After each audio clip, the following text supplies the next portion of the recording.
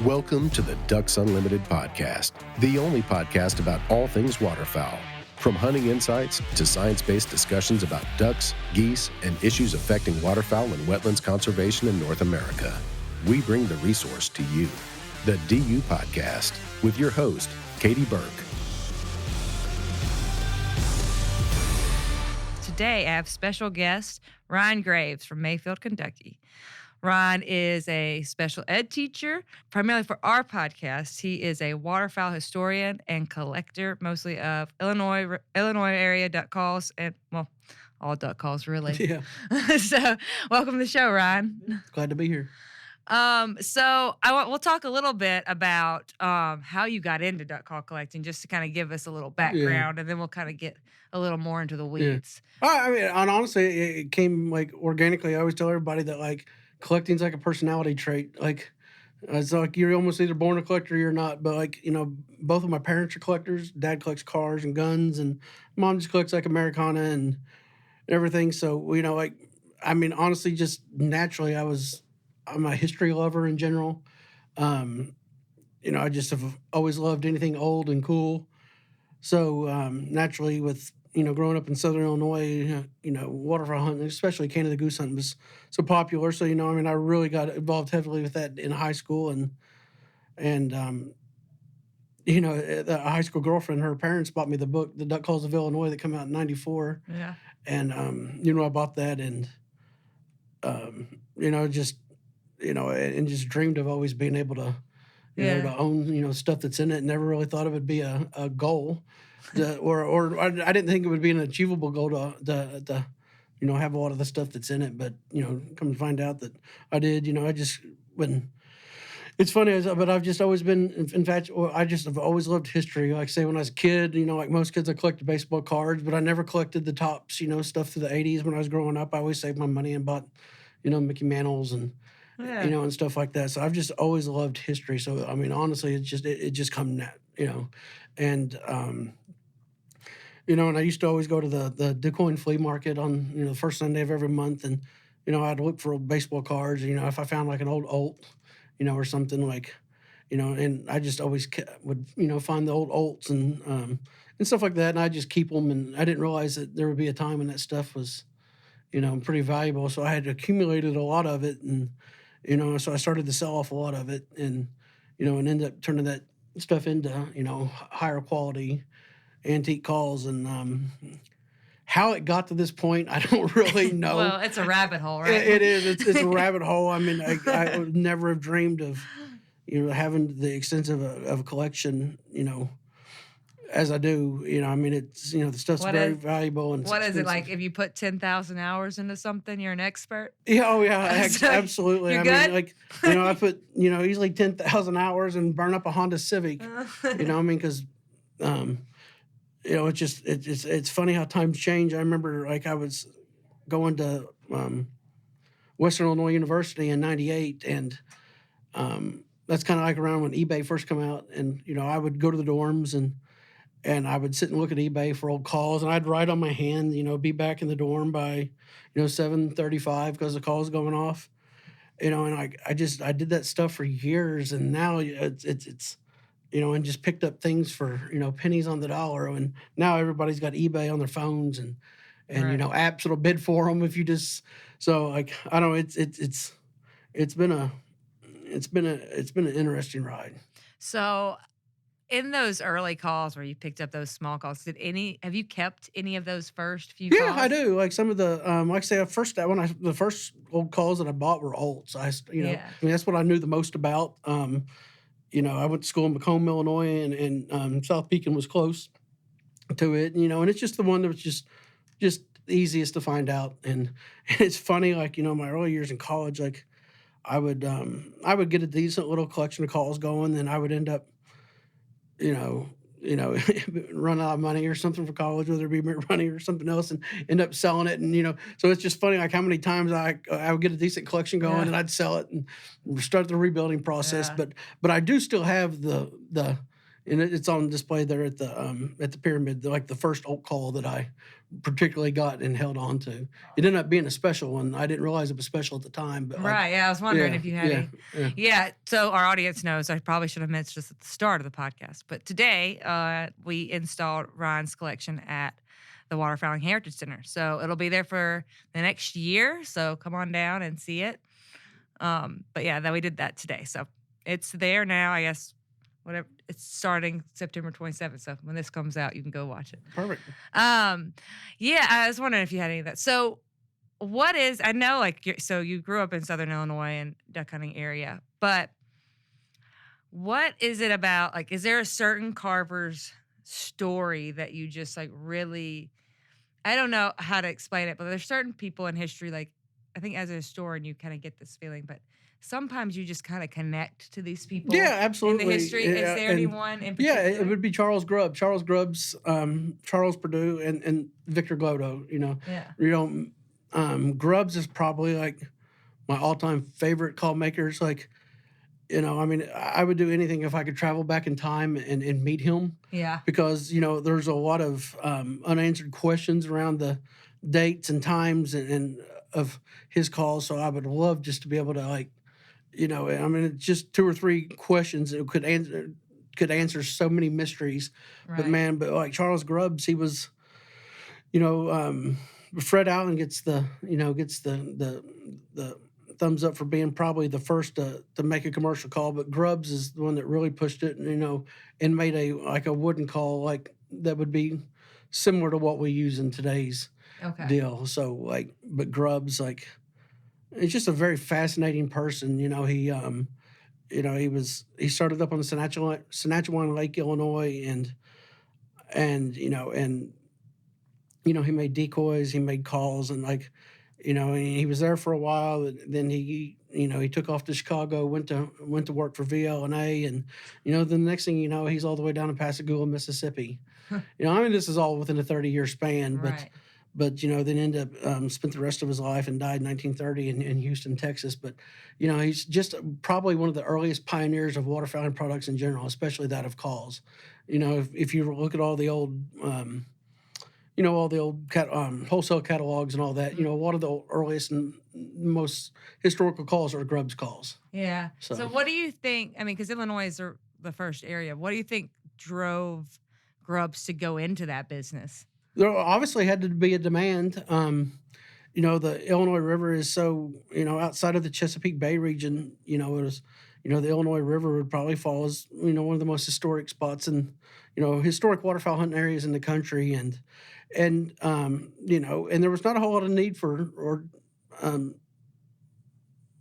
duck calls on the East Coast. A lot of that more so divers and stuff. Right. Is where the Illinois River Valley was mostly puddle ducks and so forth. So there's no telling how it come about, but that there was just so many affluent businessmen that flooded into the Illinois River bottoms from Chicago into all these early historic clubs, and I just figure he probably just built a mousetrap that was it was good, then it just really just took off in that area. Right. Yeah. So I mean, so a lot of your earliest and all of your earliest documented duck calls outside of the Elam Fisher, which I'm sure you've seen with the Elam Fisher calls. I mean, they were the first patented calls, to go back to Michigan, but they were more of like a crow call, tongue pincher style, which is not, which is not the same as like what a traditional duck call is. So like I said, that area was just mainly puddle ducks and mallards and all that. So, I mean, there was, somebody come up with it and I mean, it just all exploded from, that area. Yeah. Do you think he had, Fred Allen did the metal calls, right? Mm-hmm. Do you think he had seen those and gone to wood, or he just came up with the wood design on his own? I'd say he probably just come up with the wood design on his own, because there's 2 different, the Allen calls and the Grubbs calls. They're so different. Yeah. They're so different, like the F.A. Allen calls would be, what most would consider like a Louisiana style call now. It's got the, it would have the, the stopper piece, and it would have the tone board and a wedge, shoved in there to hold it all in place. So it'd be like 3 pieces. Right. As to where, the Illinois River, style and, what many refer to now as the real foot style, Right. which come to fruition in the Illinois River Yeah. Valley. So it's hard to say because they're both two different styles. Right. And speaking of that, we should probably talk about Glodo.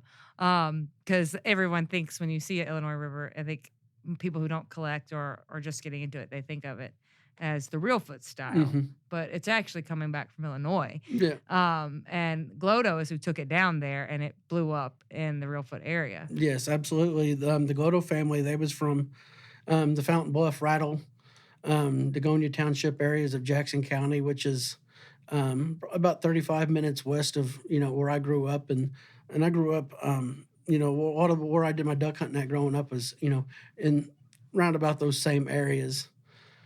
But the Glodos, there was a bunch of them. They were all market hunters, and a very frugal family that didn't have a lot of extra income and it's not like there was a lot of options to buy back then, so they just made their own stuff. Yeah. And it's the Glodo stuff is so valuable, so sought after, like I say. Then and more so than anything, because if you look at them, it's like they're not the fanciest, they're not, it's just Yeah, but they started it. absolutely. Yeah, Yes, it wasn't for all them. about history and American folk art. Yeah, if it wasn't for There was them, we wouldn't have there our was no pretty calls. lays. There was, like I say, they would bore their tone boards out with like a hot poker, and and it's I don't know, so neat. But anyways, so 1880s, 1890s, the Corps of Engineers put a levee up, Yeah. around that area down there, and the Mississippi River backwater stopped, getting into their area, so to continue to market hunt. Victor Glodo packed up shop and went to the Reelfoot Lake area, and Yeah. John Nicholas Glodo, his brother, went to the Big Lake area of Arkansas and southeast Missouri. Yeah. So, and it really kind of all boils down to, I guess, your first mentions of the Glodos come from Nash Buckingham's article, The Neglected Duck Call, when he talks about the Frenchman, named Glodo from, Yeah. Illinois coming to the hills of Tennessee. I didn't know Reelfoot this. Lake Yeah. area. So that's probably where the first mentions Huh. of it. But yeah, he brought it, like I said, he brought it down to the Reelfoot area, and I don't know how the classification comes or what, but he's considered to be the grandfather of the checkered duck call. Yeah, he's Yeah. the one who makes them pretty. Yeah, exactly. So It's funny because like now where when you see a hand carved duck call, for the most part, it usually you see either the checkered style or you get the laminates, which come later. Mhm. But yeah, that checkering. checkering I was mean, neat. what possessed him to? I don't know. It's like, what they checkered shotguns and stuff to make it more comfortable for your hands and feel. But I think for the duck calls, it was all just a decorative purposes, which I was very intriguing. I'm not a call maker, but just out of curiosity, like last summer during COVID, or not really, like at the end of the school year would have been 2020, like we COVID, everything is shut down. I thought I'm going to teach myself how to checker. Oh yeah. Yeah, so I've picked it up and I've and gotten pretty decent at it, and I enjoy doing it. But I sit and think, and I'm doing this with modern tools, Right. so I sit and think about Victor Glodo and all them doing this in the late 1800s with, they weren't able to go to Brownells and buy the tools, so it's like how they did it and did it as nice as they did, and Yeah. so I think they would just take like old screwdrivers and just whatever. That's impressive. It's a. It's a group of people that are long gone. They didn't have anything to buy at the store, so they just made whatever they needed. Yeah, that's amazing. Yeah, you didn't think about it that way, and like why you would even do that. Like is it cost effective for them to sit there and checker that call? Yeah. I would think not, because just I don't sell any checkering or do anything like that. I just take old junk duck calls or something like that and just. They're Play on really them, just yeah. something tinker, but as long as it takes, Yeah. I can't imagine. And it's the funny part is there's a few call makers, like whether it be Glodo or Sundown Cochran and stuff, like the smooth barrel versions of their calls are virtually non-existent. Like I've had a smooth Victor Glodo. I think I've seen one smooth Sundown Cochran call, but it's like you would have to think like if they made a bunch of checkered calls, which I mean, don't get me wrong, there's not a bunch of these Yeah, not around. much, period. Yeah. Yeah, but they would have probably made more calls that weren't. But if they have, they're not around. Right. That's an interesting Yeah. point. Yeah.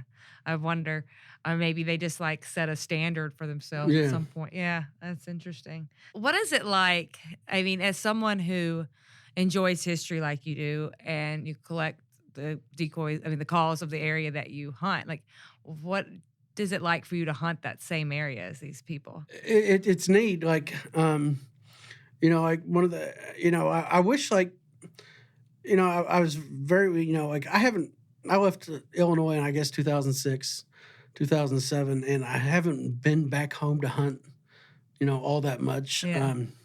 No real reason. It's just, the club that I'm a part of is, it's just hard to get away from once our season comes in. Yeah. But like, I wish I knew now, or I wish I knew then what I know now about the areas that I grew up hunting. Right. I would have put a lot more thought in, thought into that, because, like some of the areas that I grew up is where the Roseberries and, and Murray Worthern and just a few of the really neat, historical call makers from Southern Illinois hunted. So I wish I'd have known then what I know now. Right. I would have thought it was one cooler. of the Rose, the still Ed, living. Yeah, Ed. Yeah. He called me early on when I had Howard's collection Yeah. in, and he asked if I'd put one of his calls next to his grandfathers and fathers, and I was like, yeah, why not? It's like, bring it on. Yeah. So he sent it down, and I put that in for him. But yeah, he's a really nice guy. Yeah.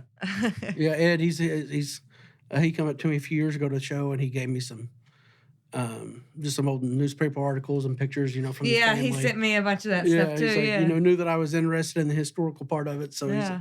he's, wanted me to have that stuff, which I thought was very kind. That is very kind. Most of those people want to hold on to it. But Yeah, absolutely. But you're so, yeah. I mean, you've got quite the collection of just, let's even point that you have all these calls, but you have more resource material than probably any collector out there. Yeah. I collect that stuff as much as I do the calls. I can, but I was very fortunate. One of my early mentors in this was Bob Christensen from, he was from Chicago. He wrote the book, The Duck Calls of Illinois, in 93 and 94. And Bob is just a fantastic guy. He was, a high school teacher and just a very intelligent person in had general. the same career. Yeah. Oh, yeah. So it was funny, I come across some calls, and I think I probably first called him like 2007, 2008. And it was just funny, like at the time, he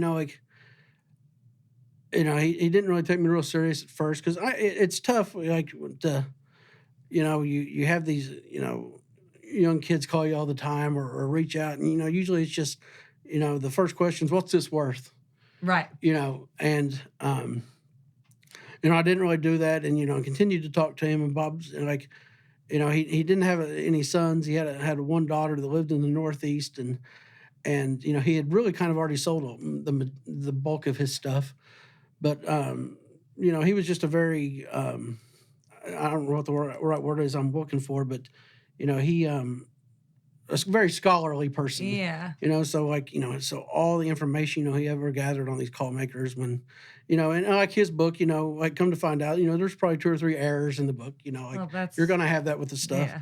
But, as far as what the time somebody spent to make a book as accurate as could be, like, and he's got that reputation with the collectors, but, he ended up willing all that stuff to me. Like, oh, wow. this is when he wrote this book in the time of, there was not email, there was not, so, and he never threw a thing away. Wow. So it's just funny, like, the stuff that all, like, I would text you or you would text me. He's got that on a postcard from snail mail back and forth to all these collectors. He just always saved all that stuff. So, and it took me 2 or 3 truckloads to get it all home from Chicago. Oh, so, wow. So I've been, very, and there's so much information, he would, is from as far back as the early 80s, he would write in a journal about, all the happenings and call collecting and this and that. And, yeah, that's amazing. And he kept it all. And like, so it's been, it's given me a lot of insight on how. Yeah.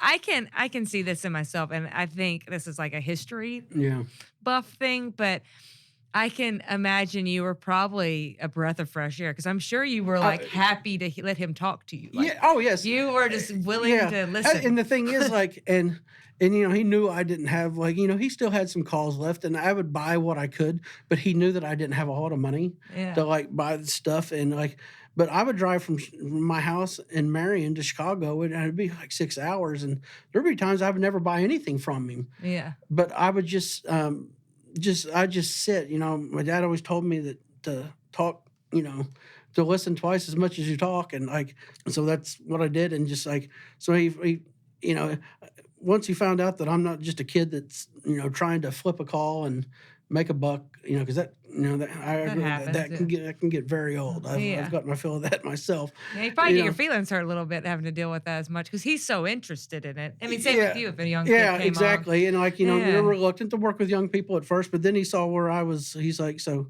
he called me one time. He's like, man, he's like, next time you come up, I got a bunch of stuff I'm going to give you. And I thought, well, that's cool, but man, the files for every call maker, Yeah. and the in-depth research, and and there were several historical collectors that were on the historical side of it that had willed stuff to him. Oh, wow. So I Yeah. got.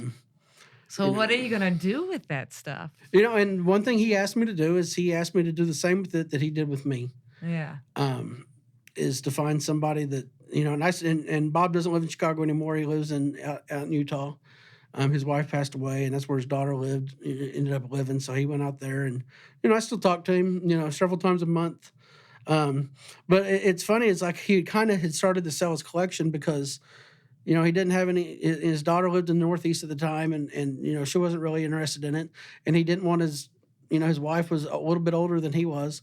He didn't want something to happen to him. He didn't know what to do with it all. So like I kind of rejuvenated his interest in collecting. So he kind of lived vicariously like through me. Like, so I mean he's still like after all the auctions, like, what'd this go for? What and I always if there's good stuff that pops up on eBay, I always, let him know about it. And and like I say, he's just a phenomenal guy, and he's so well respected by so many, and he just and like early on, I mean I found some great stuff, and the more collectors I talk to, and it just kind of, I've said this a lot on here, but it just keeps reiterating the importance of these mentor-mentee relationships in collectors. Like, I haven't really talked to a collector that doesn't have that. Yeah, I mean, and you have to, and I tried, I try to be that way I mean, I help so many people with their collections, like, and I enjoy helping as much as I do finding the stuff on my own. But what I don't enjoy is, and I'm sure whether you talk to Robbie and all these guys in the decoys, it's, just somebody that sends you a Facebook message and, what's this worth?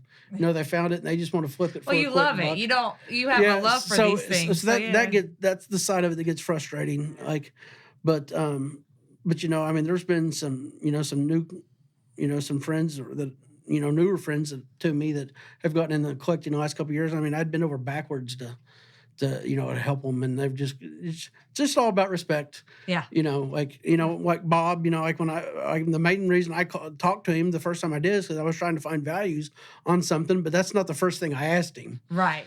I was like, I think I've got these. I think this is what this is. Do you have any pictures of the ones you have? I saw it's in your book, and not just what's this worth? What can I sell it for? Who can I sell it to? Yeah. And that's just not. You want to learn more about the call you had, not necessarily. Yeah, exactly. No, it makes sense. No, it makes sense. Yeah, those relationships are.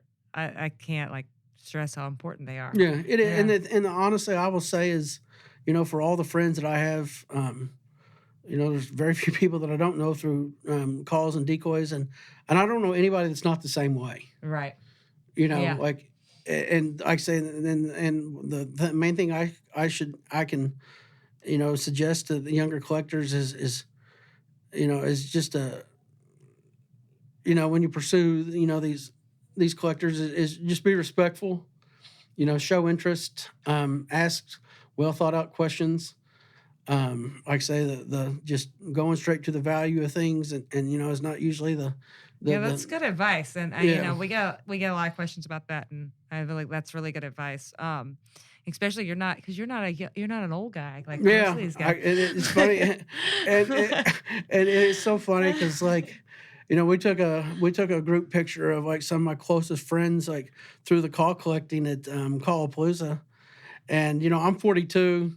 John Stevens, he's 47 or 48. And I told him, it's like, hell, it's a good thing John and I are in here because out of the 8 of us, we brought the average age down to about 72. Because it's very top heavy. Yeah, it is. But though, let's talk about that a little bit because I think that's an important point because you're a really good example of this. The reason why they are on average so much older is because they can afford it. Mm-hmm. But you went about collecting in a much different way. And it is doable for the younger generation. It is. It's just, and the main thing I tell younger collectors is we live in a society that everybody has to have everything right now. Yeah. By God, if I'm going to be a duck call collector in 6 months, if I don't have the collection that Ryan Graves or Mike Lewis or Mark Warmoth or John Stevens has, and then hell, what's the point in doing it? Right. And Rome wasn't built in a week. Right. Just be patient. I by no means have the business owning the stuff that I do, because I've had to work for every bit of it, but I do think I appreciate my stuff more. Most of the stuff is, I've found farm fresh. I just haven't just been able to. But man, that's just what makes it so much fun is the hunt. That's just how I've had to go about it. I don't take anything away from anybody that's, can just buy and buy and buy. But also too, then you'll have people like, man, I can't afford to collect that stuff, but I'll spend $100,000 on contemporary stuff. Yeah. Well, at the end of the day, you're going to have about as much of what you've got as what I've got. Right. Yeah. Because it's true. You're. But I will also say is, there's no way that, with my means, I could start doing today what I did back then and have what I've got now. Yeah. Because, this the internet's changed everything. This was, smartphones and Facebook have really put a crimp in my style. Yeah. Because I used to make it a point to be back at the dorm so I could buy stuff on eBay. Now, everybody's got to where you can, you can have an app bid for you. You can, then... just say something on eBay shows up, and back then I used to buy so much stuff that people put on there didn't know what it was, and they put it on there, they didn't do any research to see what it was, and I would buy this stuff for pennies on the dollar. Now that stuff's impossible. If somebody sees that on on eBay, somebody's going to get on Facebook hey, did you see that unknown call on there? Because if they can't get it, I don't want anybody else to get it. Oh, you see it all the time on there, yeah. And then it's like someone's like, it's like someone tries to tell you it's not any good. Yeah. Oh, yeah. Exactly. Yeah. Everything's always better when it's if you got it, it's nothing. But if they got it, it's great. Yeah. Yeah. But that's one thing I can, I can go to sleep at night and say that most of the stuff that I've got, I've bought from online auctions. I burned up a Honda Civic driving to little auctions and stuff, and I've bought very few things from individuals. So, oh really? Yeah. And so when I do, I've always been very fair. So that's one thing I can go to sleep at night, and nobody can ever say that I've taken advantage of them. Or, yeah. So. Yeah. No, and it makes it. What makes you like your own collection a little more? Exactly. I'm just and I don't.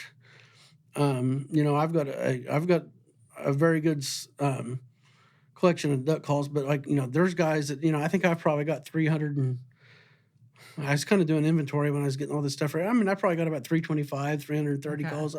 There's guys that got 2,500, 3,000 to 6,000 calls. I have no desire to have that many. Yeah. Because I think I was telling you earlier, I'm infatuated with historical waterfowling artifacts from our sport. Yeah. And I'm not infatuated with duck calls. Duck calls just happen to be a historic waterfowling artifact that is most prevalent in the area that I live in. Yeah. So before we leave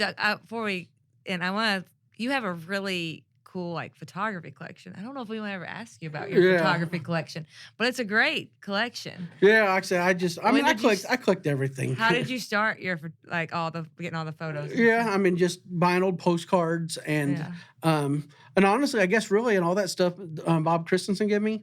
There was a ton of old photos. So then I started going to eBay, looking for them And I love just looking at old pictures and seeing how, different things were back in the day. And, especially love the pictures of guys got calls around their neck. And, Yeah. And, have you ever replaced any of your calls and the pictures are the same type? Yeah, definitely. It's a lot of them. It's hard to find, but I found a few that's got some nice checkered produce and stuff in them. Yeah. A few true tones and there's one picture. The guy's got a Perry Hooker call from here in Memphis. Oh wow, so that's awesome. It's pretty neat. Yeah, that's really cool. All right, so before we leave, is there anything else you want our audience to know about call collecting or the history of Illinois calls? Honestly, I just for me, outside of God, family, and my job, which I take a lot of pride in and stuff. Waterfowl hunting is my life. Like, it's funny. Like I wouldn't know my wife if it wasn't for the mallard duck. I would, if I didn't duck hunt and old duck calls, like I'd have to go recruit new friends and everything because I don't really have no life outside of it. But to me, I guess what I'm trying to say is like, it's a way to be involved in duck hunting year round. Yeah. I mean, I'm immersed in it from, 365 days a year. And, once duck season starts, our season starts around Thanksgiving. I'll usually, from about November 1st, I'll kind of stop the collecting for a little bit. Not that I don't still always have it in the back of my mind, but, I transfer on to duck hunting. But it's just something that to do year round. So it's, when I'm not duck hunting, I mean, I it's just a way to keep me immersed in it. I mean, it's, I'm so wrapped up in this stuff. I just don't have the time or the resources to have any other hobbies. But it's just neat. And like I say, and it's just such a fun way to, to meet new friends. Like I say, and all my friends, are either from duck hunting or call collecting. Yeah. It's a great community. And it is. Waterfowlers in general are pretty It great. is. And another thing, it's like, and, when it comes to duck hunting, I mean, I've been at multi-million-dollar duck camps that, you don't see the money side of anybody or anything. When you're in duck camp, everybody's the same. Yeah. And that's, and I really enjoy that aspect of it. Thing. I agree. It's a special thing, but, I'm just so immersed in duck hunting. I mean, it's, everybody says they've gone through those stages, and like I say, I can definitely see myself in the last 28, 30 years that I've been doing this, that the stages that you're in as a hunter, like, no, I'm still mad at them. You are? I'm. You haven't. How are your kids in this? Are they? Well, are they into it yet, or no? My oldest, he's 13. He's kind of he's never taken the interest in it that, and it kind of killed me there for a while because growing up, like I mean, I was on my dad's coattails every second. I did exactly what my dad did. He's never really taken the interest. That kind of hurt my feelings a little bit. That, he's been a few times, but my youngest, he's 9. He'll be 10 in January. He's really started liking to go. Oh, good. So and just different guys that I hunt with in the club, and I mean that's how I got in. Yeah, as the littlest and the girl. Yeah. My brother got too cool for my dad. Yeah. Oh, yeah. Yeah, and then he invited me, and I was going to do anything. I'd do anything to go. And all right, well, thanks, Ryan, for coming on the show. You're welcome. Anytime. Special thanks to our guest, Ryan Graves, who kind of told us all about the world of call collecting and Illinois area call makers. And thanks to our producer, Clay Baird. And thanks to you, our listeners, for supporting wetlands and waterfowl conservation. Thank you for listening to this episode of the DU Podcast. Be sure to rate, review, and subscribe to the show, and visit www.ducks.org/DU Podcast for resources based on today's topics, as well as access to more episodes. Opinions expressed by guests do not necessarily reflect those of Ducks Unlimited. Until next time, stay tuned to the Ducks.